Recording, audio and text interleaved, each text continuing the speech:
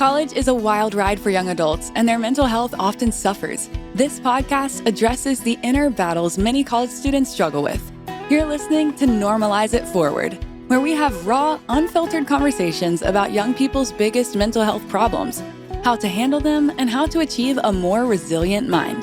Time to get rid of those heavy burdens and focus more on self-love and care. Here is your host, Mark Lehman. Welcome to Normalize It Forward. My name is Mark Lehman, and we are here today to talk openly about mental health and wellness. I have two awesome guests today, Jake and Joe Sharp. Welcome, gentlemen. How are you guys? Amazing. Thank you for the invite. Awesome. we're Thanks super great. for being here. Thanks for being here. Today, we are joined by Jake and Joe. Their stories embody strength, vulnerability, and purpose. Jake and Joe are identical twins, fitness coaches, and mental health advocates who have turned their unimaginable loss into a mission to help others heal. After losing their younger brother, Sam, to suicide, they made a powerful choice to speak up, to share openly, and to help people know they're not alone in their struggles. Through their coaching, podcasting, and advocacy, Jake and Joe are breaking down the stigma around men's mental health, showing that healing doesn't mean hiding. It means connecting, feeling, and growing strong together. Their journey is raw, real, and deeply human, and it's one that continues to inspire a ripple effect of hope. Jake and Joe, welcome to Normalize It Forward. Appreciate this. Love it. I love Thanks. I love the introduction. Yeah. Thank We're you. super Thank you. grateful to be here. I'm super happy you guys are here. You know, I think a good place to start, if you don't mind, I'm sure you've told the story a bunch, but for my listeners, I want to just give some context and give them a sense of sort of where you guys have been and where you are now. Where would you like to start? You tell me. Yeah, I think we give you guys the context of why we started all of this, why we started on social media and created a platform of mental health advocacy, and why we do fitness coaching and all that story. I think it's powerful to hear someone what their purpose and maybe the darkness that they came through and the light that they share right now. So, Jake, if you want to start sharing that. Yeah. Did you want to start with Sam? Sam? Yeah. I feel like our main reason, and you shared a lot in the intro, is to really create a safe space for mental health. And that for us, that goes back to losing our little brother, Sam. And he struggled a lot with his mental health, depression, OCD, and shame. And we lost him back in 2020 when both of us, we were in Mexico for church missions. So we were actually not in the state of Arizona where our family lived. And after losing him, we kind of woke up to the mental health world. It took us a while because it shook us really bad. Put us both in a tough spot mentally as well, with depression and anxiety, trying to deal with grief, and just struggling with coping with his loss. And I feel like a big part of our purpose was turning that pain of losing him to our purpose of trying to help others with their mental health and how they manage their life. Yeah.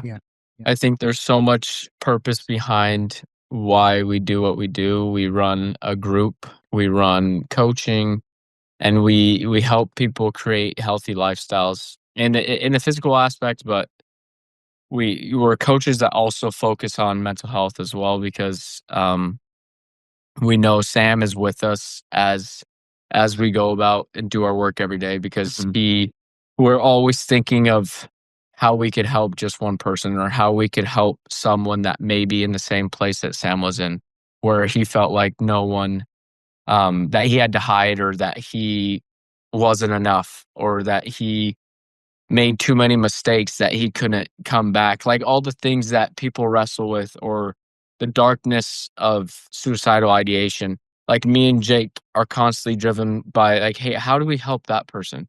How do we give them just a little bit more hope? And so that's what drives us every day.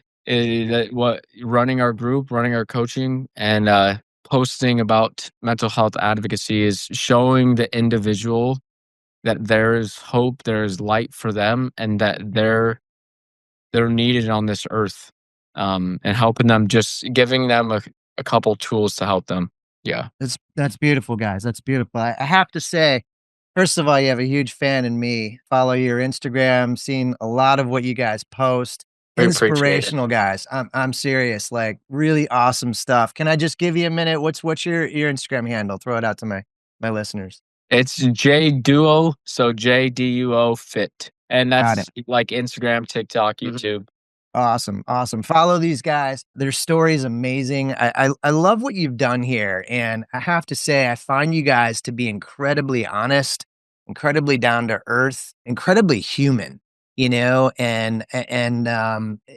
three men to sit around and talk about this type of stuff, I think is rare, right? Yeah, totally. But I have to say there has to be more of this, Yep. and for you guys to tap Agreed. into that. I'm on my own fitness journey, so I'm like, vibing with you guys, and this past year's been awesome. Been really getting into Love it. shape, and I just for you guys to really recognize the importance of when someone's having a tough moment or a tough day, just saying to them, hey, we got you. We're here for you. We're supporting you. We understand. Like that's huge, right? And I'm looking at that sign behind you, like even just being nice to people, right? Like I don't know why Yeah. that's like so overlooked, but like it goes so far to just, Totally. be kind. Say something nice, and I just I'm moved by what you guys are doing and I'm sure the many people that you're assisting. So thank you. Thank you for what you guys do and the work and energy you're putting out there. Really. Of Really course. You're welcome. Yeah, thank you. really appreciate it. Yeah, of course. So I think important for my listeners to understand, guys. First of all, let me ask, how old are you? 24, basically 25 in like 3 months. All right. All right. 24, almost 25. I'm a twin, by the way. So I want to ask you guys the That's crazy awesome. twin questions. Either I'm fraternal, not identical. I But, love it. I'm sure you guys get those, different questions people ask, right? So I won't even Oh, yeah. bother. But I want to know, like 24, 25 years old, you lose your brother 5 years ago. I'm sure rocked your world, right? Mhm. If you don't mind, guys, can you tell my listeners a little bit about the impact, any corner of the story that you think would be helpful for my listeners to hear? A death, a loss is one thing. I think a loss to suicide is a whole nother level. Yeah, What do you think? I would totally agree. And we've been blessed to not it's a sucky club to be a part of, but we've been blessed in a way to know a lot of people that maybe have lost family members to suicide. Yeah. Loved ones to suicide. And it sucks. It's the worst. There's no beating around the bush around with that. It's made a change in our life, not only because it's premature, like he was 16 years old, but it's a lot of the times, and we've talked to many people that have lost loved ones to suicide. It's super out of the blue, like it's super unexpected for a lot of them. And to give you some backstory, like we knew a couple members of our family, and especially my mom, took my little brother Sam to a lot of ketamine treatments, therapy appointments, medication. They did a lot of different things, and I think I struggled with depression a lot in high school, and I knew a lot of like me and my little brother Sam. We experienced a lot of this, like the darkness of depression and struggle throughout high school. But when we were in Mexico and he died by suicide, it was like it hit us. It just unexpected, and just the impact that leaves on someone it's yes, time heals, and me and Jake obviously are in a different place 5 years from the death, but there's not a day we go by where it doesn't hit us, and it's not something that we think about how life could be different, even with a good time in family. Like we were just with family all night last night, and it was the best. You just go back to that as like, why can't Sam be here? Why can't it's the worst. Like it's just the constant nag of like, dude, he's supposed to be here. And it's just a long lasting impact. And we've come to know grief and just all the weird things about grief, and it just comes in waves and just hits you out of nowhere. And some days you seem fine, and then some days you're just wrecked again. But just turns you upside down. It's tough. Yeah.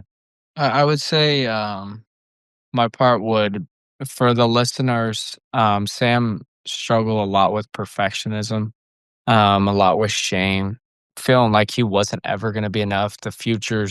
He stressed so much about the future, and it led him deep into depression, even suicidal thoughts, because he thought he had to be perfect. He thought things had to go a certain way or he was not enough.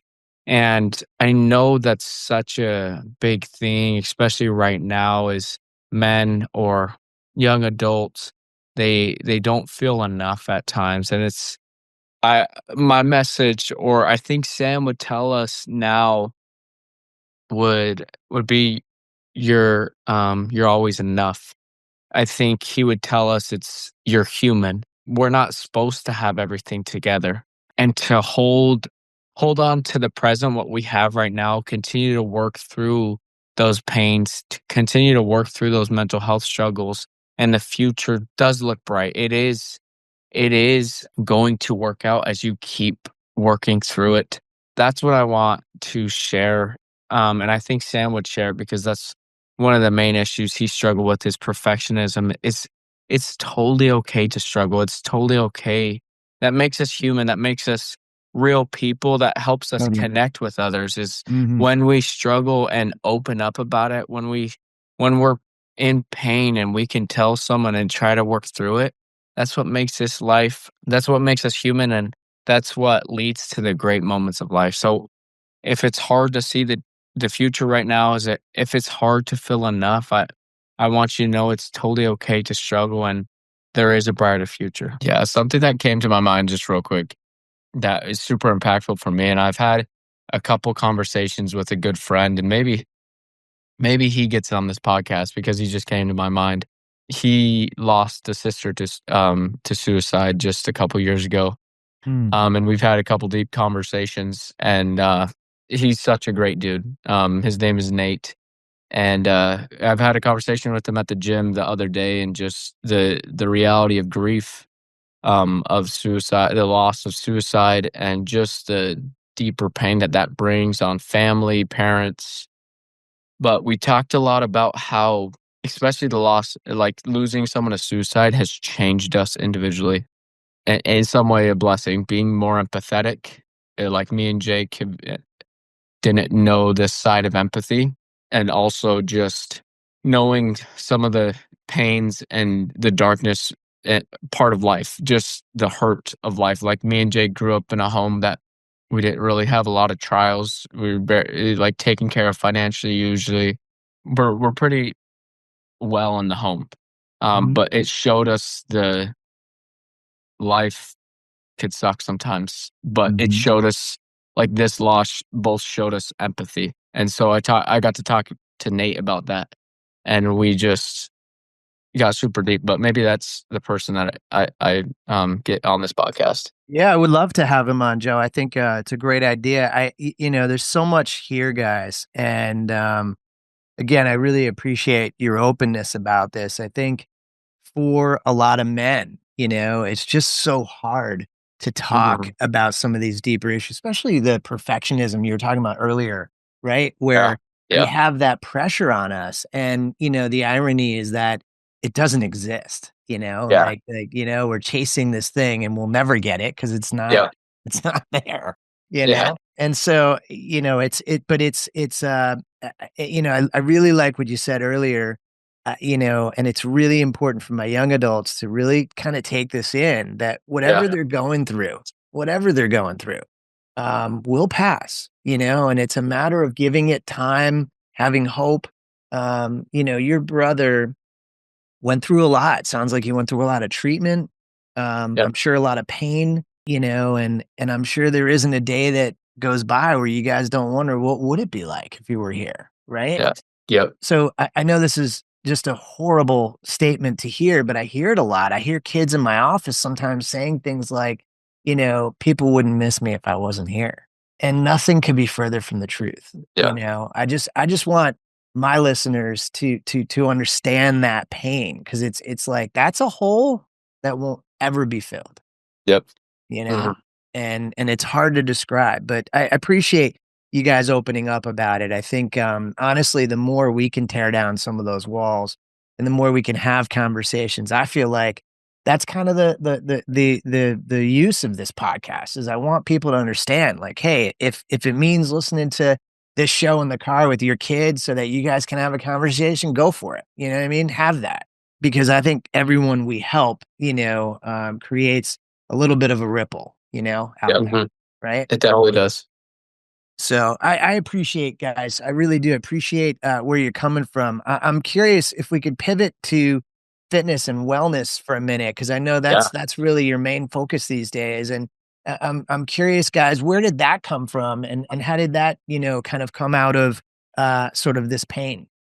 Yeah, that's a great question, and that's what we really are focused on, to kind of make a effect on the mental health space and also the physical space, because a lot of people again fall into that perfectionism that they have to be perfect, they have to be an extreme athlete or extreme bodybuilder in order to look better, feel better, feel enough. And we disagree, and we want to show people that they can live a lifestyle that they love and see results. So it honestly comes out of, yes, losing Sam, that kept us motivated, that kept us inspired and driven to make it happen. We want to help the mental health space, and that directly correlates to what we do in physical health. Joe and I, with our own struggles, the second part of that is we were we had a lot of low self-confidence as we grew up, especially in high school. We were not confident at all. We were chubby, skinny, fat kids, no muscle, and we were slow. We didn't have a lot of confidence in ourselves. I think our senior year, we dropped a lot of the skinny fat and got lean, and gained a little bit of confidence. And then we left on our missions. We got we gained like 50 to 55 pounds in a few short months, coping with overeating. And we've always had like a binge eating habit even through the skinny fat days. But on those church missions, we coped a lot with overeating. So when we came back, losing Sam, being fat, those two like really came together. We were driven, and it took a lot of failures. It took a lot of lessons.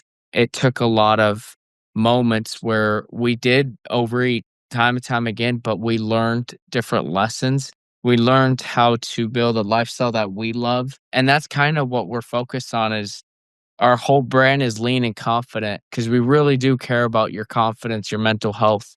And that's part of what we do. And then it's building a lean and healthy lifestyle for you with the consistency, with something that you love. Yeah, and I think I would add that we really focus on shame, and helping people identify shame. And we want to make it clear, we're not professionals, like we're not therapists or counselors that talk through one-on-one with individuals that come sit in their chair, but we know the importance because we've done the work with therapists ourselves, like for our own struggles around that, like pornography, food, all things that we use to cope with throughout the grief process. And so we actually apply that in our coaching and our community, like our group. We focus on that a lot because we know that shame blinds us, and it keeps us stuck when we shame ourselves and we attack our identity and think we're disgusting, we're broken, we can never figure this out. Like when we're always talking about our identity and shaming ourselves, we can't really move forward. It's like I love that.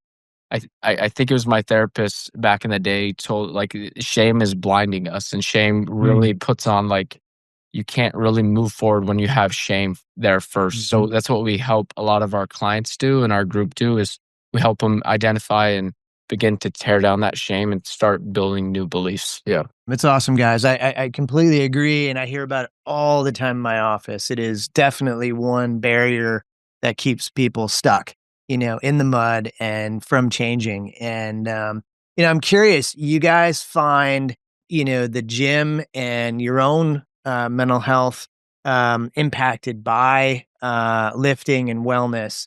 Can you take us through that a little bit and help us understand sort of where that came from? Because it sounds like you guys had your own struggles with that at one point.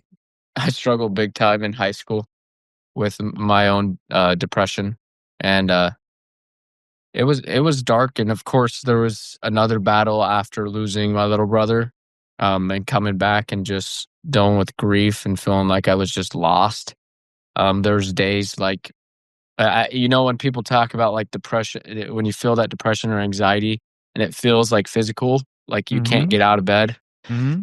I had multiple days after losing Sam like that, where it was physical. It was just, it like, couldn't seem to get out of bed. So I fully empathize with people. I know the darkness that depression can bring, and just being wrapped up in shame. Shame from different habits that I want to kick, from binge eating pornography, and then just repeating that cycle and just beating myself up even more and more. So the depression just swallowed me up. And then finding the gym and finding now what we constantly talk about, the studies showing like exercise is one of the best antidepressants. What you eat and how much you eat and the nutrients you get really do matter for your mental health. And so we really stress that with all the people. Yeah. We truly believe like mental health is improved by your lifestyle. Yes, get therapy. Maybe even medication is something that you look into. That's a tool. But without lifestyle, without you changing what you do, how you think, how you believe, what you believe about yourself, your mental health is not going to change long term. That's what we truly believe, and what we've seen with ourselves is our journey being not confident in ourselves, struggling with overeating, pushing heavy weight, pushing our intensity, whether that's weights, basketball, just walking, learning those tools, those lifestyle changes, overcoming overeating really help our mental health. They really help our anxiety and depression when we learn to manage our physical health. Those two are directly correlated in our eyes. So focus on the lifestyle. And again, therapy is probably one of our favorite tools to build that emotional management skill and work through our grief, work through our coping skills. So if therapy is something you're looking into, amazing. Same thing with medication. If you can't seem to get moving, get momentum, medication is a great thing to look into, but focus on long-term change with lifestyle habits. Yeah. Yeah. No, I agree, guys. It's funny as you're talking and you're talking about a gym or a therapist or, eating habits or meds or, I think it's a matter of trying to figure out where to start, Yeah. Because, as you were talking earlier, Joe, about getting out of bed, like, for some, it's just like putting on pants. You know what I Yeah. mean? Like I can't even get dressed. Like, Yeah. and just figuring out step one. And, I have to say too, I've worked at a lot of gyms over the years. Finding the right gym that you can be comfortable at and you don't feel judged and people are welcoming and, is huge. Yes, it I'd is. say the same thing about a therapist. I'd say the same thing about, even friends. So for our listeners, one of the things that I think is big is, when a person in high school is struggling and going through things like you guys have, trying to figure out sort of where to start. What, a step one. What was your step one, guys? That's a great question. Yeah, that's an amazing question. I think in high school, I think one of my first steps was to get into therapy. I think like my mom was super good about that. I got into therapy like when I was like, I'm pretty sure like 17 years old. Okay. And then after when going through the grieving process, and I got into therapy pretty quick just to kind of process the trauma of losing Sam and suicide and all that. That was another good first step. But I think just when it's hard to get out of bed, I heard something from someone that was contemplating suicide. What helped him when he couldn't seem to even like think of it, like do anything or think about doing anything Take a throughout step. the day, Yep.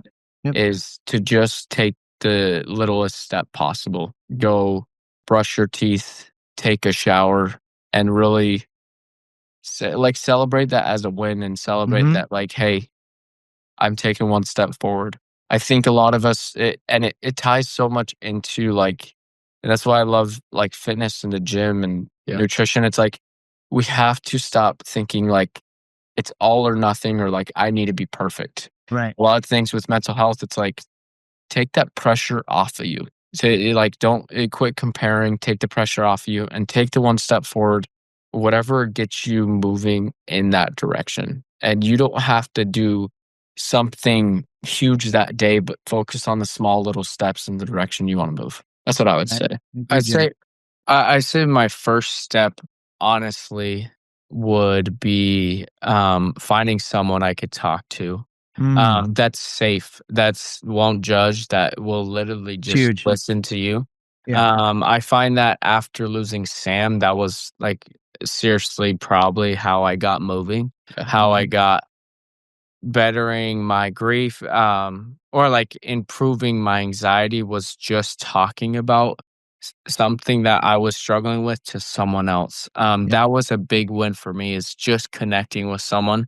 And it didn't even need to look like a conversation that led to a lot of like action in that moment, but it was the act of me just opening up to someone Mm-hmm. that kept me trusting, okay, things can get better, finding that hope. That was my first step. And then I would add me then realizing it's okay to be where I'm at. Like it's okay to right now to be a beginner in the gym. It's okay to be a beginner with this mental health journey. It's okay to be where I'm at. That doesn't make me any less of a human. That doesn't mean someone else is a better person than me at all. I'm weak. That doesn't mean that at all. But being okay to be where I'm at. I'm going to learn key things that help my life get better right here where I'm at, and then find someone to open up to. That's my It's that's huge. my It's huge. first step. Yeah, it's huge. It's huge. I will say, guys, I've seen my own therapists over the years, but obviously, many more patients have visited me, Yeah. over the years. And I've thought a lot about what is it like for a first meeting, when a young adult comes in, they don't know me at all. Right. And they're probably feeling a bunch of different things walking Yeah. in. What was it like for you guys the first time you sought a counselor or even not a counselor? Jake, like you said, an adult to talk to. Like, what was that like?